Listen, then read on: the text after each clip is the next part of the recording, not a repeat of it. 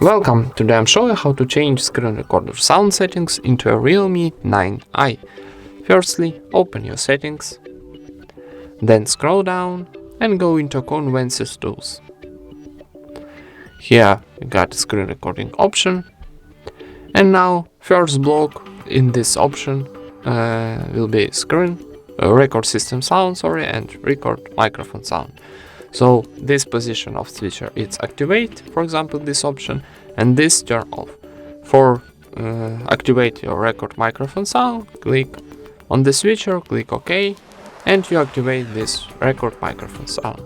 If you want to unactivate, for example, first option record system sound, click and it's unactivated.